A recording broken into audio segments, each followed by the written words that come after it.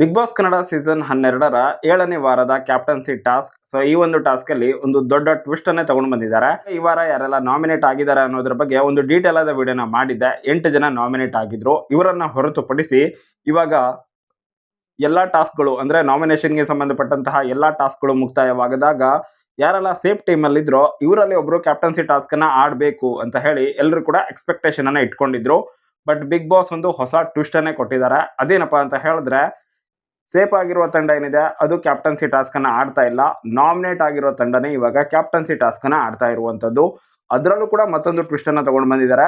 ಅದೇನಪ್ಪಾ ಅಂತ ಹೇಳಿದ್ರೆ, ಇವಾಗ ನಾಮಿನೇಟ್ ಆಗಿರೋ ತಂಡದಲ್ಲಿ ಕೆಲವರು ಮಹಿಳೆಯರಿದ್ದಾರೆ, ಹಾಗೇನೆ ಕೆಲವರು ಬಾಯ್ಸ್ ಇದ್ದಾರೆ. ಸೊ ಹೀಗಾಗಿ ಇಲ್ಲೂ ಕೂಡ ಒಂದು ಹೊಸ ಟ್ವಿಸ್ಟ್ ಅನ್ನ ತಗೊಂಡು ಬಂದಿದ್ದು, ಮಹಿಳೆಯರೆಲ್ಲರೂ ಕೂಡ ಒಟ್ಟಿಗೆ ಒಂದು ಗೇಮ್ ಅನ್ನ ಆಡಬೇಕು, ನಂತರ ಬಾಯ್ಸ್ ಎಲ್ಲರೂ ಕೂಡ ಒಟ್ಟಿಗೆ ಒಂದು ಗೇಮ್ ಅನ್ನ ಆಡಬೇಕು. ಮಹಿಳೆಯರಿಂದ ಒಬ್ರು ಆಯ್ಕೆ ಆಗ್ತಾರೆ, ಬಾಯ್ಸ್ ಇಂದ ಒಬ್ರು ಆಯ್ಕೆ ಆಗ್ತಾರೆ. ಕೊನೆಯಲ್ಲಿ ಅವರಿಬ್ಬರಿಗೆ ಮತ್ತೊಂದು ಗೇಮ್ ಇರುತ್ತೆ. ಆ ಗೇಮ್ ಅಲ್ಲಿ ಯಾರು ಸೆಲೆಕ್ಟ್ ಆಗ್ತಾರೋ ಅವರೇನೆ ಕ್ಯಾಪ್ಟನ್ ಆಗೋದು. ಸೊ ಈ ರೀತಿಯಾಗಿರುತ್ತೆ. ಅಥವಾ ಆ ಗೇಮ್ ಅಲ್ಲಿ ಯಾರು ವಿನ್ ಆಗ್ತಾರೋ ಅವರೇನೆ ಕ್ಯಾಪ್ಟನ್ ಆಗ್ತಾರೆ. ಸೊ ಈ ರೀತಿಯಾಗಿ ಒಂದು ಹೊಸ ಟ್ವಿಸ್ಟ್ ಅನ್ನ ಬಿಗ್ ಬಾಸ್ ತಗೊಂಡು ಬಂದಿದ್ದಾರೆ.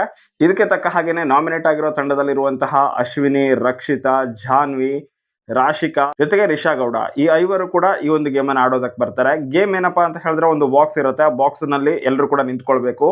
ಸುಮ್ಮನೆ ನಿಂತ್ಕೊಂಡ್ರೆ ಆಗೋದಿಲ್ಲ. ಒಂದು ಬಲೂನ್ ಅನ್ನ, ದೊಡ್ಡದಾಗಿರೋ ಬಲೂನ್ ಅನ್ನ ಹಿಡ್ಕೊಂಡು ನಿಂತ್ಕೊಳ್ಬೇಕು. ಅವರ ಬಲೂನ್ ಅನ್ನ ಆ ಒಂದು ಚೌಕದಿಂದ ಹೊರಗಡೆ ಹಾಕಬೇಕು. ಸೊ ಉಳಿದಿರುವಂತಹ ಸ್ಪರ್ಧಿಗಳು ಯಾರು ಕೊನೆಯಲ್ಲಿ ಆ ಚೌಕದ ಒಳಗಡೆ ಉಳ್ಕೊಳ್ತಾರೋ ಅವರು ವಿನ್ ಆಗ್ತಾರೆ. ಸೊ ಈ ರೀತಿಯಾಗಿರುತ್ತೆ. ಆಬ್ವಿಯಸ್ಲಿ ರಕ್ಷಿತಾ ಅವರನ್ನ ಎಲ್ಲರೂ ಕೂಡ ಟಾರ್ಗೆಟ್ ಮಾಡಿ ರಕ್ಷಿತಾ ಅವರನ್ನ ಹೊರಗಡೆ ಹಾಕ್ತಾರೆ. ನಂತರ ರಾಶಿಕಾ ಅವರು ಕೂಡ ಹೊರಗಡೆ ಹೋಗ್ತಾರೆ. ಆಮೇಲೆ ಅಶ್ವಿನಿ, ಜಾನ್ವಿ ಮತ್ತೆ ರಿಷಾ ಗೌಡ ಈ 3 ಉಳ್ಕೊಂಡಿರ್ತಾರೆ. ಸೊ ಅವಾಗ ಆಬ್ವಿಯಸ್ಲಿ ಹಳೆಯ ಕಾಂಬೋ ಮತ್ತೆ ಹಳೆಯ ಜೋಡಿಗಳು ಮತ್ತೆ ಒಂದಾಗ್ತಾರೆ ಅಂತ ಹೇಳಿದ್ರೆ ಅಶ್ವಿನಿ, ಜಾನ್ವಿ ಇವರಿಬ್ರು ಕೂಡ ಒಂದಾಗಿ ರಿಷಾ ಗೌಡ ಅವರನ್ನ ಹೊರಗಡೆ ಹಾಕ್ತಾರೆ. ಸೊ ಕೊನೆಗೆ ಉಳ್ಕೊಳ್ಳೋದು ಅಶ್ವಿನಿ ಮತ್ತೆ ಜಾನ್ವಿ. ಇವರಿಬ್ಬರಲ್ಲಿ ಇಲ್ಲಿ ಕೊನೆಗೆ ಜಾನ್ವಿ ಅವರು ವಿನ್ ಆಗಿದ್ದಾರೆ ಅನ್ನುವಂತಹ ನ್ಯೂಸ್ ಸಿಗ್ತಾ ಇದೆ. ಮತ್ತೊಂದೆಡೆ ಮ್ಯೂಟೆಂಟ್ ರಘು ಅವರು ಇದ್ದಾರೆ, ಕಾಕ್ರೋಚ್ ಸುದಿ ಅವರು ಇದ್ದಾರೆ, ಧ್ರುವ ಅಂತ ಅವರು ಇದ್ದಾರೆ. ಸೊ ಇಂತಹ ಒಂದು ಗೇಮ್ ಸಿಕ್ಕಿದೆ ಅಂತ ಹೇಳಿದ್ರೆ ಅದರಲ್ಲೂ ಕೂಡ ಕಾಕ್ರೋಚ್ ಸುದಿ ಅವರನ್ನ ಈಸಿಯಾಗಿನೇ ಎಲಿಮಿನೇಟ್ ಮಾಡಬಹುದು ಅಂತ ಹೇಳಿ ಇಲ್ಲಿ ಮ್ಯೂಟೆಂಟ್ ರಘು ಅವರಿಗೆ ಗೊತ್ತೇ ಇರುತ್ತೆ. ಸೊ ಹೀಗಾಗಿನೇ ಮೊದಲನೇದಾಗಿ ಧ್ರುವಂತ್ ಅವರನ್ನ ಟಾರ್ಗೆಟ್ ಮಾಡ್ತಾರೆ. ಧ್ರುವಂತ್ ಅವರು ಹೊರಗಡೆ ಹೋಗ್ತಾರೆ. ಕಾಕ್ರೋಚ್ ಸುದಿ ಹಾಗೇನೆ ಮ್ಯೂಟೆಂಟ್ ರಘು ಇವರಿಬ್ಬರೇ ಇರ್ತಾರೆ. ಅವಾಗ ಮ್ಯೂಟೆಂಟ್ ರಘು ಅವರು ವಿನ್ ಆಗ್ತಾರೆ.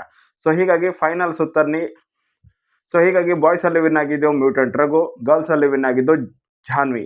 ಸೊ ಇವರಿಬ್ಬರಿಗೂ ಮತ್ತೊಂದು ಗೇಮ್ ಅನ್ನು ಇಡ್ತಾರೆ. ಅದು ಫೈನಲ್ ಗೇಮ್ ಆಗಿರುತ್ತೆ. ಸೊ ಈ ಒಂದು ಗೇಮ್ ಅಲ್ಲಿ ಸಾಕಷ್ಟು ಕನ್ಫ್ಯೂಷನ್ ಆಗಿದೆ. ಮೋಸ್ಟ್ಲಿ ಕ್ಯಾಪ್ಟನ್ ಆಗಿರುವಂತಹ ಮಾಳು ಅವರು ಗೇಮ್ ಅನ್ನೇ ಸರಿಯಾಗಿ ಅರ್ಥ ಮಾಡ್ಕೊಂಡಿಲ್ವೋ ಏನೋ ಗೊತ್ತಿಲ್ಲ. ಸಾಕಷ್ಟು ಜಗಳ ಅಂತೂ ಆಗಿದೆ, ದೊಡ್ಡ ಮಟ್ಟದಲ್ಲೇನೆ ಜಗಳ ಆಗಿದೆ. ಸೊ ಹೀಗಾಗಿ ಈ ಟಾಸ್ಕ್ ಅಲ್ಲಿ ಏನು ಎಡವಟ್ ಮಾಡ್ಕೊಂಡ್ರ, ನಿಜವಾಗ್ಲೂ ಅಲ್ಲಿ ಒಬ್ರು ವಿನ್ನರ್ ಅನೌನ್ಸ್ ಆಗಿದಾರ ಅಥವಾ ಮಾಳವರ ತಪ್ಪಿಂದಾಗಿ ಅವರು ವಿನ್ನರ್ ಅಂತ ಘೋಷಣೆ ಆಯ್ತಾ ಏನೋ ಗೊತ್ತಿಲ್ಲ. ಬಟ್ ಕೊನೆಯದಾಗಿ ಕ್ಯಾಪ್ಟನ್ ಆಗಿರೋದಂತೂ ಮ್ಯೂಟೆಂಟ್ ರಘು ಅವರು. ಹೌದು, ವೈಲ್ಡ್ ಕಾರ್ಡ್ ಅಲ್ಲಿ ಎಂಟ್ರಿ ಕೊಟ್ಟು ಬಿಗ್ ಬಾಸ್ ಮನೆ ಕ್ಯಾಪ್ಟನ್ ಆಗಿದ್ದಾರೆ. ಅದು ಕೂಡ 2 ಸಲ ಕಡಿಮೆ ಅವಧಿಯಲ್ಲಿ ಕ್ಯಾಪ್ಟನ್ ಆಗಿದ್ದಾರೆ ಅಂತಾನೆ ಹೇಳ್ಬಹುದು. ಸೊ ಕಂಗ್ರಾಚುಲೇಷನ್ ಮ್ಯೂಟೆಂಟ್ ರಘು ಅವರಿಗೆ ಹೊಸ ಕ್ಯಾಪ್ಟನ್ ಆಗಿದ್ದಕ್ಕೆ. ಹಾಗೇನೆ ಬಿಗ್ ಬಾಸ್ ಒಂದು ಹೊಸ ಟ್ವಿಸ್ಟ್ ಅನ್ನ ಕೊಡ್ಲಿಲ್ಲ ಅಂದಿದ್ರೆ ಈ ರೀತಿಯಾಗಿ ಆಗ್ತಾನೆ ಇರ್ಲಿಲ್ಲ. ಜೊತೆಗೆ ರಕ್ಷಿತಾ ಅವರು ಮಾಡಿದಂತಹ ಒಂದು ಕೆಲಸ. ಸೊ ರಕ್ಷಿತಾ ಅವರು ಒಂದು ಒಳ್ಳೆ ಉದ್ದೇಶವನ್ನ ಇಟ್ಕೊಂಡು ಈ ಒಂದು ಕೆಲಸವನ್ನ ಮಾಡಿದ್ರು. ಮ್ಯೂಟೆಂಟ್ ರಘು ಅವರನ್ನ ನಾಮಿನೇಟ್ ಮಾಡಿದ್ರು. ಆ ಸಮಯದಲ್ಲಿ ಮ್ಯೂಟೆಂಟ್ ರಘು ಅವರು ರಕ್ಷಿತಾ ಅವ್ರ ಮೇಲೆ ಸಖತ್ ಡಿಸಪಾಯಿಂಟ್ಮೆಂಟ್ ಕೂಡ ಆಗಿದ್ರು, ಸಖತ್ ಅಪ್ಸೆಟ್ ಕೂಡ ಆಗಿದ್ರು. ಬಟ್ ಟ್ವಿಸ್ಟ್ ಹೆಂಗಿದೆ ನೋಡಿ.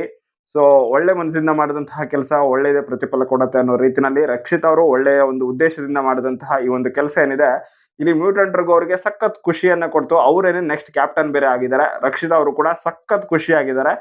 ಸೊ ಅದಕ್ಕೆ ಹೇಳೋದು, ಸೊ ನೀವು ಮಾಡೋ ಕೆಲಸ ಸ್ವಲ್ಪ ಯೋಚನೆ ಮಾಡಿದ್ರೆ ರಿಸಲ್ಟ್ ಕೂಡ ಚೆನ್ನಾಗೇನೆ ಬರುತ್ತೆ ಅಂತ ಹೇಳಿ. ಸೊ ಇದು ರಕ್ಷಿತಾ ಅವ್ರ ವಿಷಯದಲ್ಲಂತೂ ನಿಜ ಅಂತ ಅನ್ಸೋ ರೀತಿನಲ್ಲಿ ಆಗಿದೆ. ಈ ವಾರ ಮ್ಯೂಟೆಂಟ್ ರಘು ಅವ್ರು ಏನಾದ್ರು ಸೇಫ್ ಆಗ್ಬಿಟ್ರೆ ಮುಂದಿನ ವಾರ ಕೂಡ ಸೇಫ್ ಆಗ್ತಾರೆ.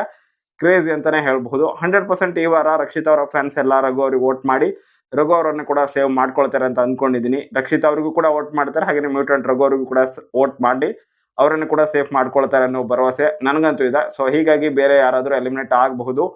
ಬಟ್ ಇಲ್ಲಿ ರಘು ಅವ್ರು ಕ್ಯಾಪ್ಟನ್ ಆಗಿರೋದಂತೂ ಸೂಪರ್ ಕ್ರೇಜಿ ಅಂತಾನೆ ಹೇಳ್ಬಹುದು. ಸೊ ನಿಮ್ಗೇನು ಅನಿಸ್ತು? ರಘು ಅವರು 2ನೇ ಬಾರಿ ಕ್ಯಾಪ್ಟನ್ ಆಗಿರೋದು ಅಥವಾ ಜಾನ್ವಿ ಅವರು ಕ್ಯಾಪ್ಟನ್ ಆಗ್ಬೇಕಿತ್ತಾ, ಅಶ್ವಿನಿ ಅವರು ಕ್ಯಾಪ್ಟನ್ ಆಗ್ಬೇಕಾಗಿತ್ತಾ? ನಿಮ್ಮ ಒಪಿನಿಯನ್ ಅನ್ನ ದಯವಿಟ್ಟು ಕಮೆಂಟ್ ಬಾಕ್ಸ್ ಅಲ್ಲಿ ಕಮೆಂಟ್ ಮಾಡಿ. ಹಾಗೆ ವಿಡಿಯೋ ಇಷ್ಟ ಆಗಿದ್ರೆ ಲೈಕ್ ಮಾಡಿ, ಶೇರ್ ಮಾಡಿ. Thank you so much for watching. Bye.